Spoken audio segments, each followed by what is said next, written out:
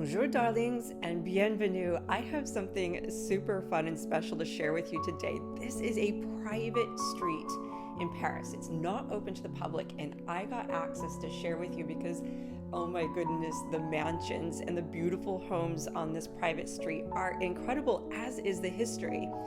So this is a private road located at the base of Montmartre in Paris. And the origin of the name, well, it bears the name of the prefect of the Seine Nicolas Frochot, and Napoleon I charged him with buying land outside the limits of Paris at the time, and he transformed them into 4 cemeteries you probably have heard of: the cemetery Pere Lachaise, Montmartre, Montparnasse, and the Passy cemetery.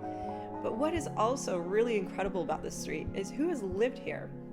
Now, I'll tell you about number 1 in just a little bit because it's haunted. Supposedly it's haunted. But some of the people that you might know of that have lived here: number 4, Charles Baudelaire lived there. And then I love the fact that number 7, Alexandre Dumas lived there from 1847 to 1852. The filmmaker Jean Renoir also lived there in number 7. And then number 14 and 15 was the studio of the painter 𝗘𝘅𝗰𝗹𝘂𝘀𝗋, but also Gustave Moreau was there, Charles-François d'Aubigny, and then a personal favorite, the painter Toulouse-Lautrec rented d'Aubigny's studio and lived there in 1898. It's just an incredible street. And we're coming up actually on the home of Django. It's really number 6. He's a guitarist, 𝗘𝘅𝗰𝗪𝗏. He lived there. It's just right around the corner. I can't wait to share. I love the green shutters too. There it is. So fun.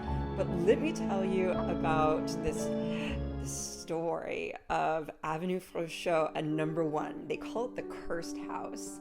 So this tiny mansion, it has this really interesting facade in stained glass, and you'll see it in the final shots of this video.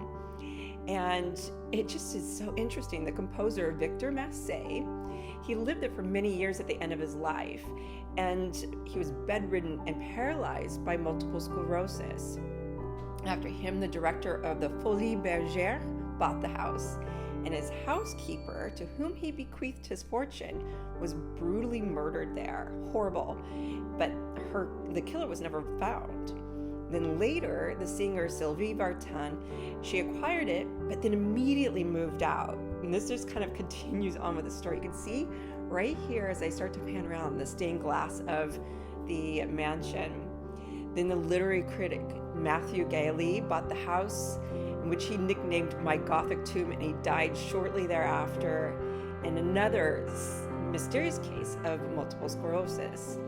It just has the most interesting history, this whole entire street, and I was thrilled to share this with you. I hope you enjoyed this little tour of a secret part of Paris, and thank you so much for being here. Like, share, subscribe. I am so glad you're here. Merci.